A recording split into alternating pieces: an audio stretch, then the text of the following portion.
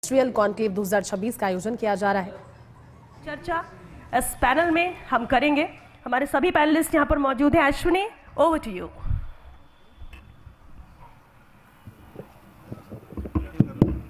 Hello hello hello.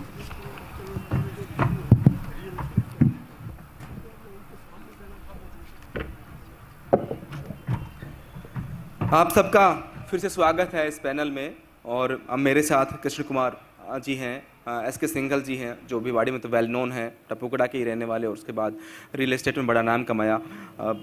Sarjit Yadav ji हैं लघु उद्योग भारती से, प्रदीप दायमा जी हैं जो खुसखेड़ा से अध्यक्ष हैं, करौली के अध्यक्ष हैं, और मनोज चाचान जी हैं जो लॉर्ड्स ग्रुप से हैं, जिनकी यूनिवर्सिटी है, जिनके होटल्स हैं। और एजुकेशन में अगर अलवर में कोई टूरिज्म की तरह चलाया तो मनोज चाचान जी ने चाहा कि राजस्थान ही नहीं देश के सभी स्टेट्स के बच्चे अलवर आकर पढ़ने लगे और एक अलवर को एक अलग पहचान मिली। हम सवाल जवाब शुरू करते हैं कि कैसे अलवर और राजस्थान का जो एनसीआर का हिस्सा है, जिसमें बहरोड है, जिसमें निमराना है, आपका खैरथल है, भिवाड़ी है, किस तरह चीज़ें पीछे छूटती गई, किस तरह और संभावनाएं हैं, क्या चैलेंजेस हैं और कितनी मेहनत है। हालांकि पॉलिटिकल चीज़ें बहुत महत्वपूर्ण होती हैं। अलवर ने से एमपी बने भूपेंद्र यादव और केंद्र में मंत्री बने। लगातार अलवर में बड़े प्रोजेक्ट्स आने की संभावना है। कुछ चीज़ें पाइपलाइन में हैं, शुरू हुई हैं, जैसे भिवाड़ी और अलवर में एक एक जू बनना है, नए नगर वन बन रहे हैं, स्कूलों में अटल टिंकरिंग लैब बन रही है। ऐसी बहुत सारी बड़ी चीज़ें हैं जो उम्मीद बांधती हैं कि अब अलवर का ये जो क्षेत्र है, एनसीआर का जो इलाका है, इसमें कुछ संभावनाएं बनेगी। मैं सबसे पहले सिंघल साहब चुकी हैं, मैं उन्हीं से पूछ लेता हूँ। भिवाड़ी में बहुत सारी उपलब्धता है, खुश होना चाहिए कि यहाँ अगर आपको रहना है तो हो सकता है कल अगर आप आज कुछ खरीदते हैं तो कल रहना शुरू कर दें। एक बहुत अच्छी बात अलवर भिवाड़ी के साथ आती है। तो क्या भिवाड़ी ने जो जितने बिल्डर्स आए तो भिवाड़ी को बड़ा करने में कितना योगदान उनका है?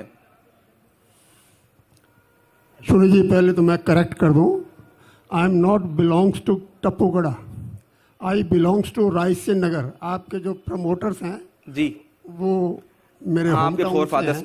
हाँ जी, मेरे होम टाउन से।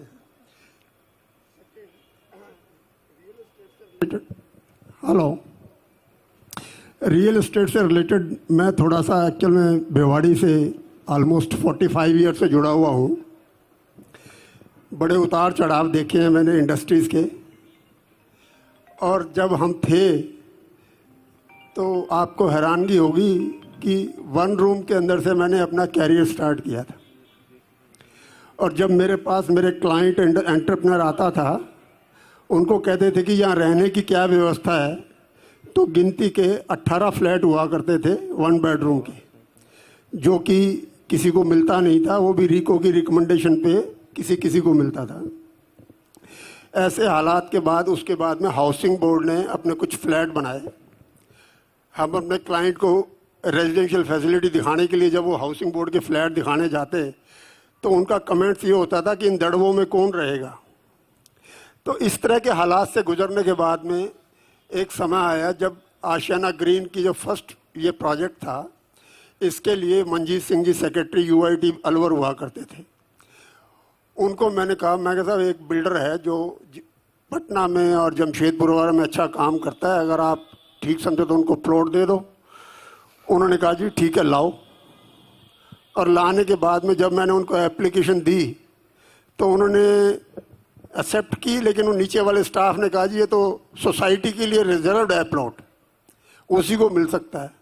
आई हैव टू कन्विंस देम कि भी सोसाइटी फंक्शनल वहाँ होती है जहाँ 200 रुपये की ज़मीन आप 10 रुपये में दे रहे हो, जहाँ 250 में आप जो जगह दे रहे हो उसका कोई ग्राहक नहीं हो, तो उसके लिए कौन सोसाइटी बनाने का पंगा लेगा। तो ऐसे में उन्होंने मेरी बात को समझा और उन्होंने ये प्लॉट अलॉट किया आशियाना ग्रीन का। तो क्या होता है कि कभी भी जो नए एरियाज़ के अंदर फ्लैटेड कम्प्लेक्स आता है तो उसके अंदर लोगों का हमेशा कंसेप्ट बड़ा जल्दी से शिफ्ट नहीं होता। वो लोग अपनी ज़मीन, अपना मकान, उस तरह के कंसेप्ट में बिलीव करते हैं। बट आशियाना की मैं तारीफ़ करूँगा, ओम गुप्ता जी ने काफ़ी पेशेंस रखा और वो कम्प्लेक्स जो है जैसे ही पॉपुलर हुआ उसके बाद में लोगों को जब एंजॉय किया ग्रुप लिविंग का, तो उसके बाद में ये कंसेप्ट अच्छे से लोगों ने एक्सेप्ट किया। उसके बाद में ग्रेजुअल जैसे जैसे प्रोजेक्ट आते गए, लोगों को फैसिलिटी मिलती गई, लोगों ने लिया। लेकिन मुझे दुख है कि एक्चुअल में जो इंफ्रास्ट्रक्चर का डेवलपमेंट भिवाड़ी में होना चाहिए था, वो नहीं हो पाने की वजह से आज हम बहुत ज़्यादा सफ़र कर रहे हैं। अब कैसे, अगर आपसे कहें कि 3 सुझाव आप उसमें दो, तो क्या 3 सुझाव हैं जिससे लगे कि भिवाड़ी बदल जाएगी? देखो जी, सबसे ज़्यादा अगर आप किसी एरिया का विकास चाहते हो तो फास्टर कनेक्टिविटी। आप नोएडा के अंदर आप जाओ, आप 20 किलोमीटर ट्रैवल करने के बाद में भी आपको लगता हो कि आप नोएडा में हो। यहाँ पे हमारे 10 किलोमीटर का स्ट्रेच पास करने के लिए 35 मिनट लगते हैं।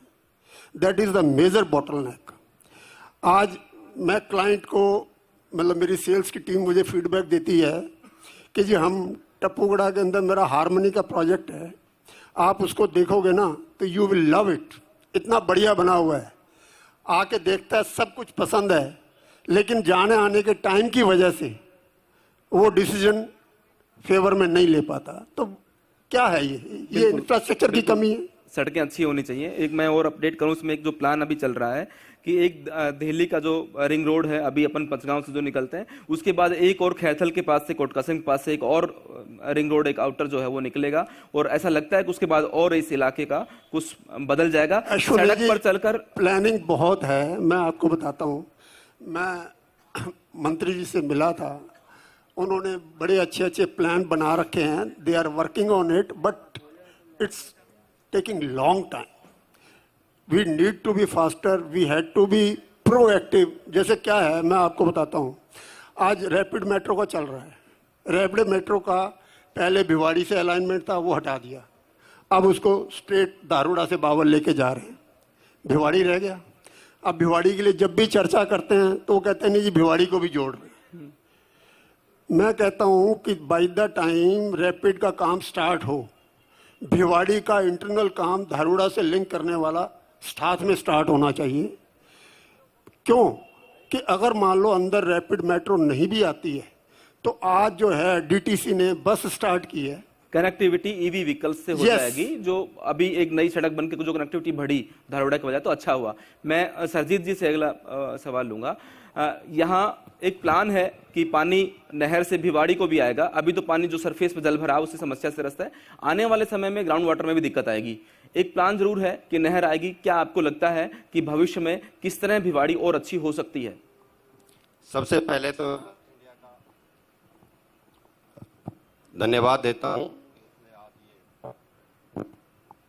प्रोग्राम यहाँ पे किया, और साथ में जो इसको सहयोग कर रहे हैं बीएमए और अन्य जिन्होंने इस प्रोग्राम को आज सुंदर बनाने की कोशिश की है। बात हमारी बार बार उठ के आ रही है पानी की। हम सब लोग कह रहे हैं कि दूषित पानी है ये। क्या ये दूषित पानी हमारे जल स्तर को खराब नहीं कर रहा है? जब भिवाड़ी के अंदर इतना बड़ा इंडस्ट्रियल और रेजिडेंशियल इंफ्रा खड़ा हो रहा है और हम लगातार इसका दोहन कर रहे हैं, तो भविष्य में हमें पानी कैसे प्राप्त होगा? हमें सरकार से, अब ये योजनाएं बड़े लंबे टाइम की होती है। मैं आपके मंच के माध्यम से सरकार तक ये बात पहुंचाना चाहता हूं कि जो योजना अलवर तक नहरी पानी लाने की है वो भिवाड़ी में लाना चाहिए। अदरवाइज हम बगैर पानी के दूषित के तो अपने काम को खत्म कर रहे हैं, लेकिन पानी होगा कैसा? हमारे जो आने वाली पीढ़ी है हमें क्या संदेश देगी कि हमें दोहन किया? इसमें एस के सिंगल से आपने एक अच्छी बात कही कि ये बहुत जल्दी होना चाहिए। प्लानिंग बहुत अच्छी है लेकिन बहुत जल्दी होना चाहिए। 2 डैम बन रहे हैं, एक ढड़ीकर अलवर में और एक नीरबणा में। नहर से पानी आ रहा है, भिवाड़ी उस प्लान में है, लेकिन इनकी बात से मैं सहमत करता हूं कि बहुत जल्दी आना चाहिए। प्रदीप दायमा जी हैं, खुसखेड़ा से आते हैं। एन कैप का पैसे का इशू है जो यहाँ नहीं लगता, अलवर में लगा, कुछ चीज सुधरी। अलवर का जो स्वच्छता रैंकिंग है वो सुधरी। कैसे भिवाड़ी में भी कुछ चीजें और ठीक हो सकती हैं? एक ड्राई पोर्ट की यहाँ दिक्कत है, फ्रेट कॉरिडोर निकलता है, लेकिन उस प्लानिंग में उसमें भिवाड़ी नहीं डाली गई।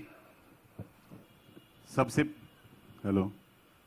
पहले मैं फर्स्ट इंडिया न्यूज का धन्यवाद करना चाहता हूं। इतना शानदार प्रोग्राम आप लोगों ने भिवाड़ी में आयोजित किया और एक मंच दिया औद्योगिक इकाइयों के प्रतिनिधियों को अपनी समस्याओं को रखें और एक विजन जो इंडस्ट्रीज का होना चाहिए राजस्थान सरकार का, वो कैसे हासिल करें, हमारी तरफ से बहुत सारे सुझाव हमारे बहुत से साथियों ने लगातार दिए। इसी कड़ी में मैं अश्वनी जी एक बात और बताना चाहता हूं। सबसे पहले मैं धन्यवाद करना चाहता हूं हमारे माननीय सांसद भूपेंद्र यादव जी का, जो हमारे भारत सरकार में मंत्री हैं, कि उन्होंने अपने कार्यकाल की शुरुआत से लेकर इंडस्ट्रीज के फेवर में 3-4 काम किए हैं।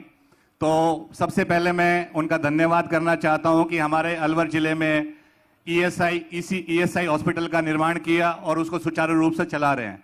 दूसरा, हमारा जो पीएफ का रीजनल ऑफिस था वो अलवर में स्थापित किया, ईएसआई का रीजनल ऑफिस स्थापित किया अलवर में, तो उनके लिए मैं धन्यवाद करता हूं। और लगातार हम लोग मांग करते रहेंगे, क्योंकि आपको पता है कि एक मां अपने बच्चे को तभी फीड करती है जब बच्चा रोता है।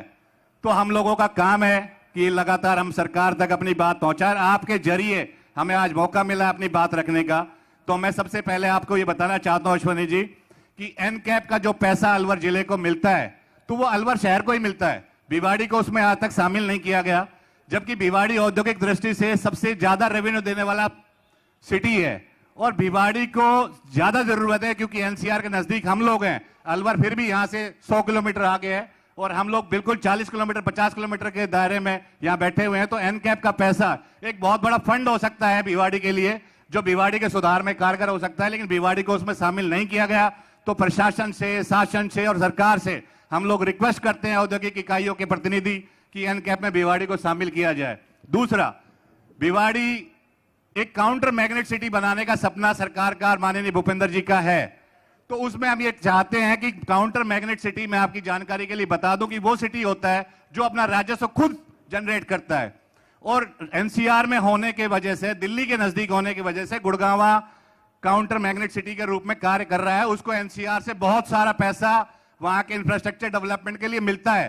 तो अगर भिवाड़ी भी उसमें जोड़ दिया जाओ काउंटर मैग्नेट सिटी में, तो बहुत बड़ा फंड भिवाड़ी के लिए जनरेट हो सकता है, जो इंफ्रास्ट्रक्चर डेवलपमेंट में, जो सिंगल साहब कह रहे थे कि लगातार यहाँ पे जो इंफ्रास्ट्रक्चर इंप्रूवमेंट के काम होने हैं उनके लिए बजट चाहिए। तो बजट जब सरकार हमारी उसमें सैंक्शन कर देगी तो बजट जनरेट हो जाएगा। निश्चित तौर पर प्लानिंग में आना चाहिए।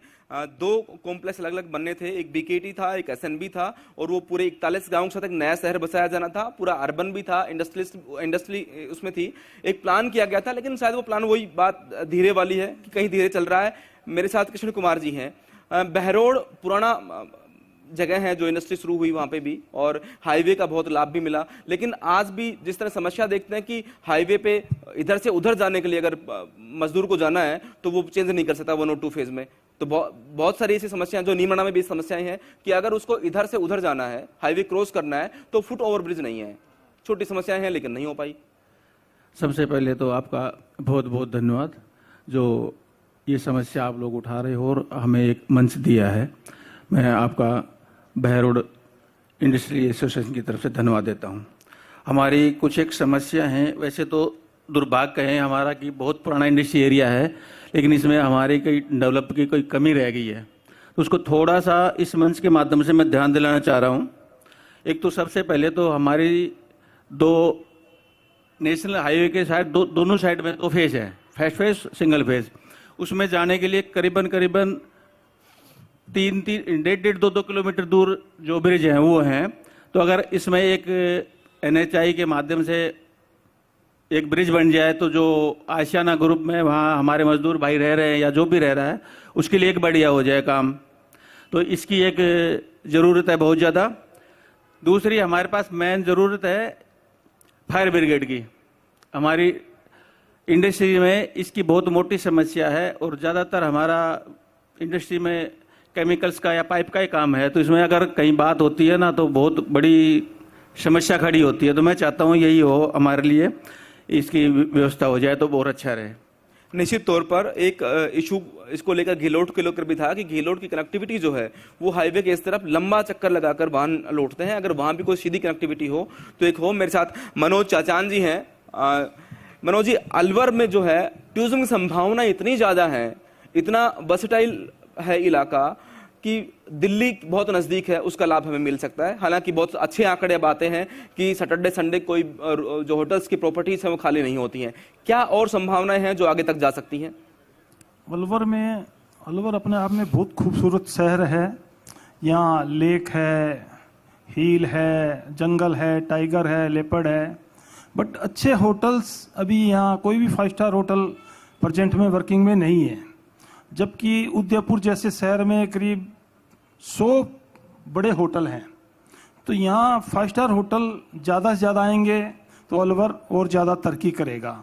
तो सरकार अभी यहाँ आने में इतनी मुश्किल है। मैं अभी एक 5 स्टार होटल बना रहा हूँ, उसकी अप्रूवल, लैंड यूज चेंज कराना, मुझे लैंड यूज चेंज कराने में 8 साल लगे। मैं अभी सूरत गया तो मैंने वहाँ होटल प्लान किया, तो मैंने कहा कितने दिन में लैंड यूज चेंज हो जाएगा? बोला विद इन 20 डेज।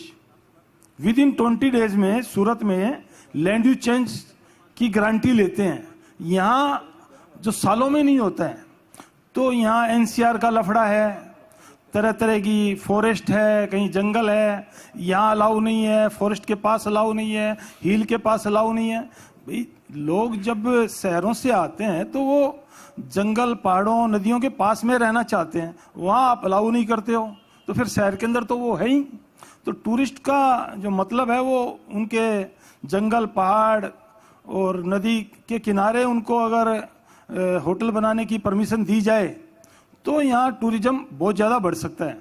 और अभी जो भिवाड़ी के पानी की बात कर रहे थे, एक मेरे पास इसका आइडिया है, मैंने शेयर भी किया था एक ऑफिसर से कि मैं यहाँ अपने अलवर में मेरे पास करीब 200 एकड़ लैंड है, जिसमें university, school, hotel, hospital, builder line का सब काम है, और सारा पानी हम खुद ही मैनेज करते हैं। सरकार की कोई हमारे यहाँ पानी सप्लाई भी नहीं है और कोई सीवरेज लाइन भी नहीं है।